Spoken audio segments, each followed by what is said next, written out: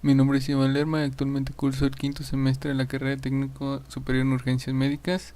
Este es un video para la materia de soporte vital en medicina prehospitalaria 3. Este es un video sobre la medicación de soporte cardíaco avanzado para la actividad 3 de la unidad 2 de la materia de soporte vital en medicina prehospitalaria 3. La medicina prehospitalaria ha ido avanzando a pasos agigantados en todo el mundo. En la actualidad, un técnico superior en urgencias médicas puede iniciar el soporte vital avanzado desde antes de llegar al hospital.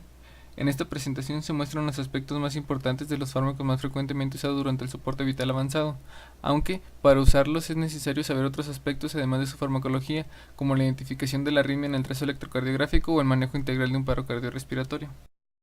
Desde sus inicios, el soporte vital avanzado ha estado en constante evolución. Por ejemplo, en el 3000 a.C. se desarrolló el método Quatsu en Japón, donde se aplicaban técnicas de reanimación en el campo de batalla. En 1943, Japón, durante la Segunda Guerra Mundial, hizo pruebas sobre prisioneros de guerra sobre maniobras de resucitación. A mediados del siglo XX se lograron las primeras técnicas efectivas para la RCP. En 1732, William Tosach realiza la maniobra de respiración boca a boca en un paciente pediátrico. En 1740, la Academia de Ciencias de París recomienda la maniobra boca a boca que había sido propuesta 8 años antes en víctimas de ahogamiento. En 1874, Moritz descubre en perros el retorno espontáneo de la recirculación con RCP en tórax abierto. En 1878, Robert estudia la efectividad de la compresión cardíaca externa en los gatos. En 1901, Christian describió el primer masaje cardíaco en tórax abierto en un paciente que presentó un paro cardíaco en quirófano. En 1959, Peter Safar demuestra la utilidad de la extensión del cuello y la tracción del mentón. En 1958, Guy estudia la desfibrilación en perros. En 1960, 2 años después, Judy y James publicaron que con la compresión del pecho mediante las manos se conseguía una adecuada circulación artificial. En 1961, Peter Safar demostró la efectividad de la combinación de aire expirado mediante la ventilación boca a boca y el masaje cardíaco, por lo que se le considera el padre del soporte vital.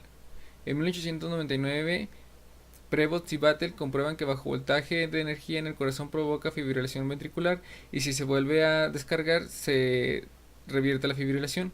En 1947, Beck realizó la primera desfibrilación exitosa en humanos en un tórax abierto. En 1968 se publicó el primer manual de RCP por el Dr. Peter Safar y en 1974 la AJA publica sus primeras recomendaciones y a partir de ahí cada ciertos años la AJA publica las recomendaciones de RCP. El primer fármaco que tenemos es la adenosina. Es un antiarrítmico que activa el rectificador interógrado de los canales de potasio y bloquea los canales de calcio. La dosis es un bolo inicial de 6 miligramos administrado de 1 a 3 segundos, seguido por un bolo de solución fisiológica de 20 mililitros. Si es necesario, se puede repetir una segunda o una tercera dosis de 12 miligramos en 1 a 2 minutos.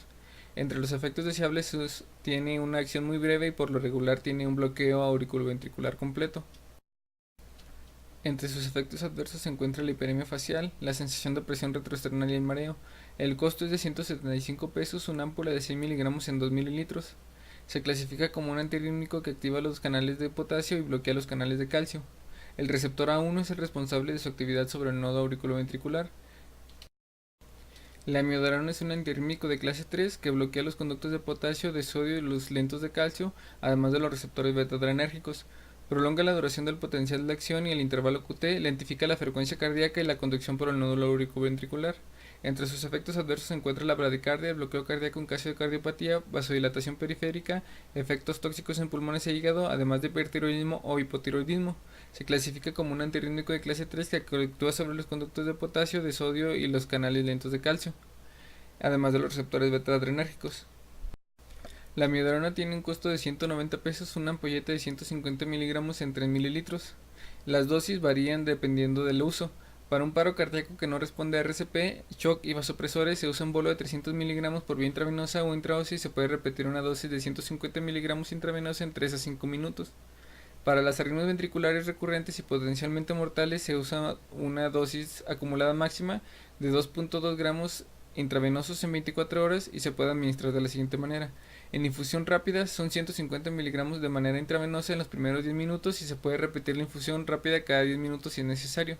La infusión lenta son 360 miligramos por vía intravenosa en 6 horas y la infusión de mantenimiento son 540 miligramos por vía intravenosa en 18 horas. El sulfato de atropina es un antimuscarínico que bloquea los receptores muscarínicos del nodo SA, con lo que bloquea el estímulo vagal. Entre sus efectos deseables está el aumento de la frecuencia cardíaca. Entre sus efectos adversos está la taquicardia, la midriasis, la visión borrosa, la excitación y el estreñimiento y la retención urinaria. Es un antimuscarínico que actúa sobre los receptores M1, M2, M3. En este caso los que nos interesan son los receptores M2, que son los que se encuentran en el músculo cardíaco. Si se administra lentamente, puede dar lugar a una disminución paradójica de la frecuencia cardíaca que dura durante unos minutos. Tiene un costo aproximado de 70 pesos la ampolleta de 1 miligramo por mililitro. La dosis varía dependiendo del problema que se quiera resolver. En caso de sistolia o actividad eléctrica sin pulso, basta con un bolo de 1 miligramo por vía intravenosa o vía intraósea, que se puede repetir cada 3 a 5 minutos si la sistolia persiste, hasta un máximo de 3 dosis o 3 miligramos. En la bradicardia se administra 0.5 miligramos por vía intravenosa cada 3 a 5 minutos según sea necesario, no superando la dosis de 3 miligramos en total. En los síndromes coronarios agudos se usa de 0.6 a 1 miligramo por vía intravenosa, repetir cada 5 minutos para pacientes con síndrome coronario agudo, hasta una dosis total de 40 microgramos. En la intoxicación por órganos fosforados es posible que se necesiten dosis extremadamente altas, de 2 a 4 miligramos o más. La dopamina es un agonista simpático mimético vasopresor. Es un fármaco de segunda elección para la bradicardia sintomática después de la atropina. Las dosis varían, entonces podemos tener las dosis medias que va de 5 a 10 microgramos por kilogramo por minuto, que estimulan los receptores beta 1, con lo que incrementa la frecuencia cardíaca. Las dosis elevadas de 10 a 20 microgramos por kilogramo por minuto estimulan los receptores alfa 1 y alfa 2, lo que produce vasoconstricción. Con esto podemos tener un aumento de la frecuencia cardíaca y vasoconstricción, con lo que puede aumentarse el gasto cardíaco. Entre los efectos adversos se encuentra la náusea, el vómito, temblores, escalofríos, hipertensión, angina de pecho, taquicardia y lactidos ectópicos.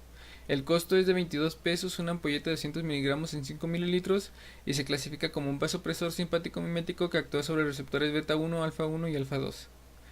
Entre sus controversias o evidencias, no se debe de usar con bicarbonato. Luego tenemos la adrenalina, que es un simpático mimético que estimula los receptores alfa y beta del sistema nervioso simpático, aumenta la resistencia vascular periférica, las presiones diastólica y sistólica, además de que aumenta el flujo sanguíneo coronario y cerebral. Entre los efectos adversos está la hipertensión arterial, arritmias cardíacas, ansiedad, taquicardia, angina de pecho y hiperglucemia. Se clasifica como un simpático mimético que actúa sobre los receptores alfa y beta del sistema nervioso simpático. Tiene un costo de 165 pesos una ampolleta de 1 mililitro. La dosis en el paro cardíaco que se puede administrar por vía intravenosa o vía intraósea varía de 1 miligramo cada 3 a 5 minutos durante la resucitación. Después de cada dosis se administran 20 mililitros de solución de lavado y se eleva el brazo durante 10 a 20 segundos. En caso de bradicardia profunda y hipotensión, una infusión de 2 a 10 microgramos por minuto ajustada según la respuesta del paciente. La lidocaína es un antirrítmico de clase 1B que bloquea los conductos de sodio. Bloquea los conductos activados y desactivados con cinética rápida, además de que no prolonga el potencial de acción y podría cortarlo. Entre sus efectos adversos están los síntomas neurológicos. Se clasifica como un antirrítmico de clase 1B que actúa bloqueando los conductos de sodio. La lidocaína tiene un costo de 81 pesos. La dosis varía, por ejemplo, en el paro cardíaco por fibrilación ventricular o taquicardia ventricular, una dosis inicial de 1 a 1.5 miligramos por kilogramo por vía intravenosa o vía intraósea. La perfusión en arritmias, por ejemplo, para la taquicardia ventricular estable, taquicardia de complejo ancho de origen indeterminado o la extrasistolia significativa, se administran dosis que oscilan entre los 0.5 y los 0.75 miligramos por kilogramo de peso. Para la infusión de mantenimiento se usan de 1 a 4 miligramos por minuto y se puede diluir en dextrosa al 5% en agua, dextrosa al 10% en agua o en solución fisiológica. El sulfato de magnesio es un antirrítmico con una función poco conocida que se cree que interactúa con la NK-ATPasa, además con los conductos de calcio y de potasio. La dosis para un paro cardíaco con hipomagnesemia torsada de Pointes se usa de 1 a 2 gramos diluidos en 10 mililitros de dextrosa al 5% en agua por vía intravenosa o vía intraósea en 5 a 20 minutos. Para torsada de Pointes con pulso o infarto agudo al miocardio con hipomagnesemia se usa una dosis de carga de 1 a 2 gramos diluidos en 50 a 100 mililitros de dextrosa al 5% en agua de 5 a 60 minutos por vía intravenosa. Entre sus efectos deseables está normalizar o incrementar la magnesemia. Entre sus efectos adversos se encuentra la debilidad muscular en caso de sobredosis. Tiene un costo de 11 pesos la ampolleta de 1 gramo en 10 mililitros. Se clasifica como un antirrítmico que interactúa con la NK-ATPasa, así como con los conductos de potasio y de calcio. La vasopresina es un vasopresor que tiene una función vasoconstrictora potente que actúa sobre los receptores V1 del músculo liso.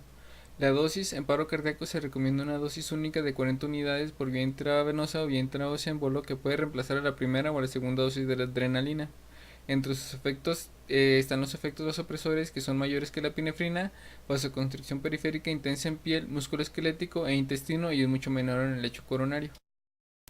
Entre sus efectos adversos se encuentra el edema angineurótico, diarrea, vómito, angina de pecho, hipertensión arterial sistémica y arritmias. El costo es de 271 pesos una ampolleta de 20 unidades por mililitro. Se clasifica como un vasopresor que actúa sobre los receptores V1 del músculo liso. Como conclusión, considero importante que el técnico superior en urgencias médicas conozca cuáles son los fármacos usados durante el soporte vital avanzado desde una perspectiva farmacológica más que clínica, para poder comprender cómo es que ejercen su función y cómo se traduce a la clínica. Otra parte muy importante es conocer cuándo vamos a usar los fármacos, en qué momento de la reanimación y qué características del paciente nos indican que es mejor usar uno u otro. También es necesario saber cuál es la dosis del fármaco según el efecto que busquemos, como en el caso de la dopamina que tiene 3 dosis, la vía de administración y cómo es que debe ser administrado.